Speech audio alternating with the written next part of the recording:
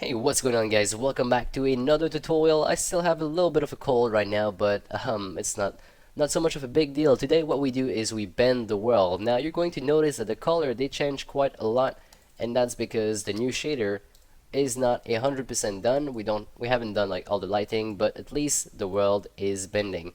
And something you could do is you could actually bend it in the other direction as well. Personally, I don't do that, but if you wanted to, you could have your game looking like this instead. So guys, this is what we'll be doing in today's episode, and without further ado, let's just get right into it.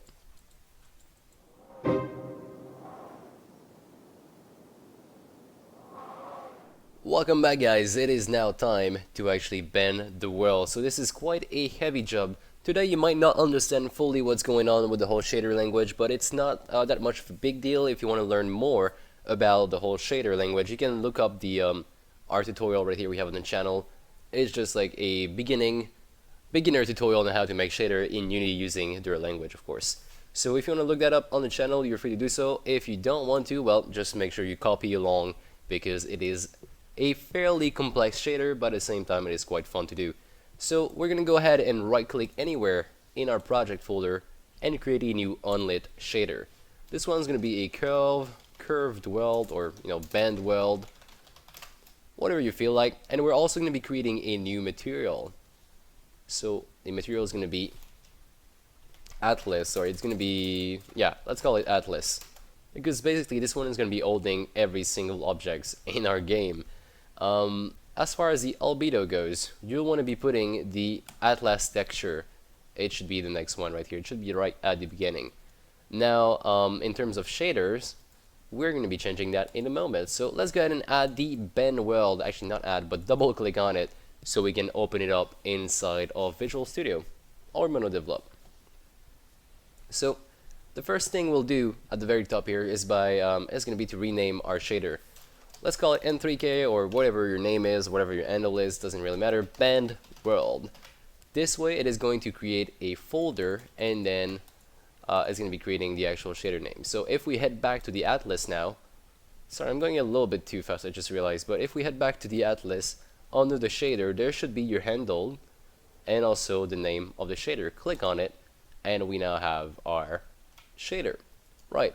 So later on what we'll have to do is go over every objects we have and actually apply this, which is going to be a little bit of a pain, but it's not that much, it's not that big of a deal, right? Back to the shader, what do we need in terms of properties? We're going to be needing an actual texture, so right, we have it right here, the main texture. Other than that, we're going to be needing a degree in terms of curvature, so curvature or bend ratio or whatever you want. I'll just call it curvature, and it's going to be a float. Now, if you've never done shader like ever, make sure you actually double check everything you write, because a single mistake in a shader is going to first make it break, just like every other script, but the debugger is not going to let you know exactly where it is. Sometimes the debugger for the shader is really not that fun to look at. Alright, so now in terms of the sub shader, we're going to be keeping that render type unopaque. We don't want to be rendering anything really alpha. And now in terms of the pass, I'm going to be removing the whole pass right here. We don't need that one pass. This is to render unlit shader. And I'm not even going to define a pass since we only have one. Right, so we're going to start our shader with a typical CG program. That means everything I say from now on can be interpreted as the CG language. And this goes until I say and CG, just like that. So everything in between these could be used for CG language. Now we're gonna go ahead and start declaring the actual values we have in properties. So let's go ahead and say uniform. Uniform sampler 2D, which is gonna be our texture 2D, and that is called main text. Make sure you don't do any mistake, just like it did. Has to be the same exact name as up here. Up next we have the uniform, actually sampler, like this. Okay, cool. We're off a good start. Uniform float, curvature, and the IntelliSense really annoys me. Alright, so the IntelliSense is really annoying, but we'll try to deal without it. So I just added a little bit of space trying to read this properly. Let's go in the CG program. The next thing we'll have to do is create a input structure for every single vertex we have. So let's do a struct input, and here we're going to say text in a float2 UV main text. Now this is going to be to draw whatever color is on the texture based on the UVs. Then right after, we're going to be declaring the vertex shader. This one takes in a in-out app data full. I totally recommend you to go look this one up on the documentation for the shader on unity.com, because this actually means something, and the fact that we named it app data full means it's going to get the full data out of the vertex. Usually what you could do also, there's like another option where you can define exactly what you want, but we're just going to take everything we can. And since I'm here, let's lay down also the surface shader. So void surf input in. Input is the name of our own structure, if I can write it. And in out surface output, which you guess is going to be the output. So we have our vertex shader, our surf shader.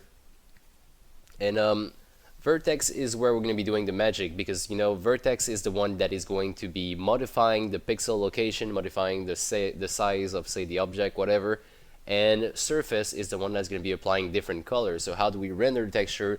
Do we do it transparently? Do we want to add another color on top of it? So this is to manipulate the geometry, and this is to manipulate the color. Alright, so we mostly want to be manipulating the geometry, because we're going to be making this bend the further it is from the camera. So we're going to start with a float full, and let's get the actual world space, so the actual coordinate of this vertex in the world space.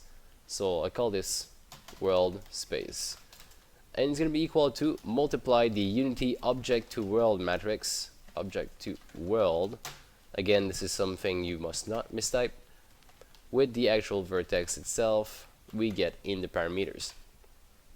Alright, so now we have this world space vertex. Let's adjust it based on the camera. So world space XYZ, we're only going to be modifying these three, is going to be minus equal to world space camera position XYZ. And I probably lost you at that point. If you don't do shader, I probably lost you already, so I feel like I'll just write the whole thing. World space is equal to float full world space dot z times world space dot z, which is making a square, times minus the curvature.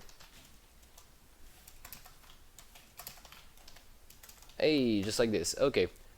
Alright, now with this line, what we do is we reset x, z, and w back to 0, but now for the y, which is the only one we modify, we make sure to apply a square root minus the curvature. At this point, we have a clean vector with the delta position only in y to modify our vertex. So now we can say v.vertex, which is the one we have in out. So if we modify it, it's going to be changing as well in the game.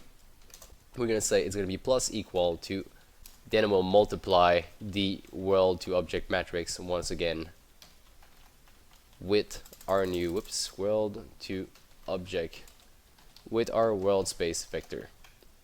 Alright, so this should be looking good already. If we head back to the game, we probably do have some error. We do have a syntax error at line 38. Good thing they told me. So line 38, are we missing a bracket? We might be missing a bracket. Subshader, actually we are not missing a bracket. I'm going to go ahead and write this default surface shader real quick, and then we'll see if we still have an error. So have c is equal to text 2d. This is to sample the main texture, sample the UV of the main texture. This one you're gonna have it by default anytime you do a surface shader, because it's basically just taking the UVs and applying the texture from the diffuse. I don't think we need to define the alpha, but I'll just keep it anyway. Right, so do we still have an error right now? Turns out I was missing the most important line of the shader, and is to define what is going to be the surface shader and also what is going to be the vertex shader. So make sure you have a pragma surface that says this is a surface shader using the Lambert lighting, and then vertex vert, and I'm also using add shadow here. I don't think you need to, but from my reference it used it. I also put the LOD on 200, and also fall back to mobile diffuse in case something happens, the game breaks, the actual graphical engine breaks. It's gonna fall back on mobile diffuse. So having this done, our shader now compiles and we can now use it for anything. So we now have the material right here, the shader. Let's drag them both inside of the artwork folder, and we're going to start applying it. So I'm going to be taking this, we have the floor right here. This is going to change, it's not going to be always this color. What we'll do is we'll take the bend, or sorry, the atlas, and we'll apply it to the floor. As you can tell, our floor is now a little bit messy. It's not as good as it used to look, but this is what we'll be rolling with. And if you haven't noticed, we do have that slight bend going on. If we put our screen, say on say directly on Z, you're going to see that it does bend. And if we play the game, it's really hard to tell, but it is actually bent. Now what we have to do is we have to make sure that the other objects in the scene actually use that as well. And for some reason I just realized that we're running through this thing like it's nothing. I thought we deleted this one. Yeah, so there's gonna be some something to play around with right here. We're gonna have to go and play around with this actual collider and this segment. But before that, we're gonna be applying our shader to everything. So let's head over to the gym. So under scene, let's go to gym, and let's make sure we apply it to these guys right here. So atlas on every single one of these. Now I know it's gonna look ugly, but at the same time, we can't really change that just yet. Plus, these ones are not being displayed, so it doesn't really matter. We're just gonna be making sure that they do curve with the camera as well. And you can tell they do, because if we go a little bit further, you're gonna make the collider pops. Actually, you know what? You don't actually have to put it on these. I just realized, since we don't see them. However, you have to put them on the coins. Now, I wonder if we can actually go, say, on the actual pieces themselves and just apply it here, see if it's going to affect everybody. Hopefully it does, so I'm going to pull out all the pieces and just lay them down on this side. Plus, at the same time, it's going to help us populate the gym a little bit.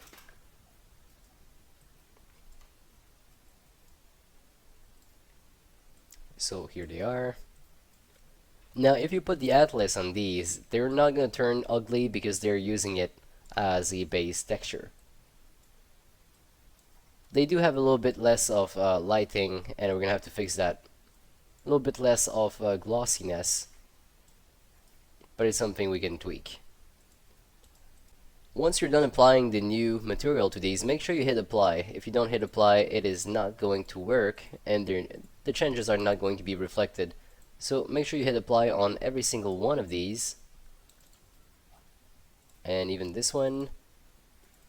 Now I'm going to head back in the game scene, see if they actually do follow the curve, and everything seems like they do follow the curve, except the coins. You can tell the coins are floating there in the back. And now we have some really weird offset, because when I saved, I didn't have the proper position here. So let me go back in the gym. All these one, before you save, it's really important that they are on 0. So 0, save, 0, save. Actually, you know what? Let's keep them in the gym. So I'll do 0, apply, then it's going to go back there with a nice Control Z. Make sure I do that to everybody.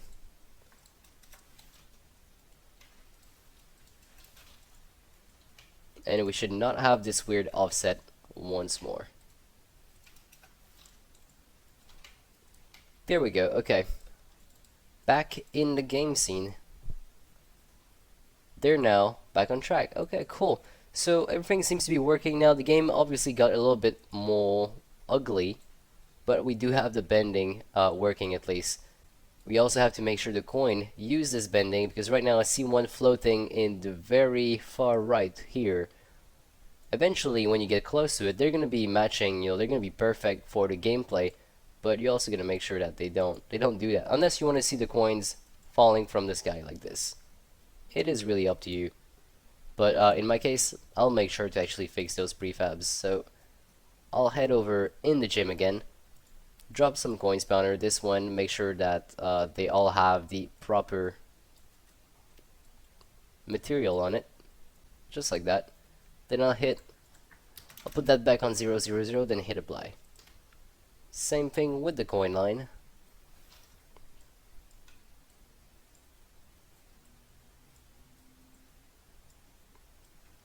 Now they should be using my material. And don't worry so much about the fact that our game doesn't look as good as it used to, lighting wise. This is because the shader doesn't actually do anything specific, like anything fancy in terms of lighting, but it is something we'll be fixing before we end the tutorial, of course. Now, it doesn't feel like it did fix them for some reason. Alright, so now everything should be using the new shader. As you can tell, this bends, everything bends. Of course, there's some kind of weird bugs we have with these segments. And also, I don't think we bend enough, because I was able to tell that the plane was ending a second ago. So we might want to go back and actually fix this real quick, actually increment how much we bend. We don't actually have to do that offline. When we modify a shader, it doesn't have to be offline. We can simply modify it here, and it's going to be change everywhere. So as you can tell, if you play with this number right here in the curvature, it's going to change quite a lot. Just a little slight change is going to make it really messy. So let's try this one. We can actually make our curve go up if we want. That's not against the rule. So if you like your game like this, you can actually do that. Now, note that in this case, my curvature is a lot stronger than what we had before. So I'll be applying the Atlas material to our player. If you want, this could be your game. It's curved, but it's curved upward. It's really up to you. I'd like to have mine curved downward. So what I'll be doing is simply taking this number we have under Atlas right here, and I'll be making it positive. But that's obviously too intense, so maybe if I do 1.5 or 0.002, that could work. And we're just gonna have to find something to put in the air at the top here to just fill that space, because that space at the top here is kind of empty. Or even better than that, what we could do is make a bigger rotation on the camera, so maybe something like 30. This way the player can see a little bit more of the map. And with the whole bending of the world, you won't see that the meshes are spawning, you won't see that the plane is not infinite. You'll be able to hide all these things. Now, what I'd like to do before we actually end this episode is restore the color of the floor, because the floor is obviously a little bit weird, right? So what I'll do is I'll simply create a new material under artwork. Actually, we do have one for the floor. Let's actually use this one. And I'm going to drag and drop it on the world. Now, of course, this one needs to use our new shader, else you're going to be seeing stuff pop out from the ground just like this, and it's going to be quite weird. So let's take this floor, head over to Ben World, and I'm not going to be applying any texture on it. As far as the curvature goes, I think I've put 0.002, was that it? Yeah, so this is my floor now. The only reason I wanted to change that is simply so we don't have a texture, right? If we have the texture, it looks like this. If we don't, it looks white, so it's not that bad. Of course, it is something we'll have to change a little bit later on as well. Maybe add a color picker to the shader, so we can actually put a color on that. And that is where we're going to be ending today's episode. We've done the bending of the world shader, and as you can tell, it's not perfect just yet. We have to add some lighting to it, some actual lighting effects, so it doesn't look that bad. And we can go back to having a good looking game, but now with the whole world being bent. Alright guys, this is actually where we'll be ending today's video. Thank you so much for watching. Click on the video right now on the screen to head over to the next tutorial, in which I am not quite sure what we'll do just yet. Maybe fix this mess, or maybe just start closing the flow of this game. So adding the def menu, adding the replay button, all that kind of stuff. Alright guys, I'll catch you in the next one.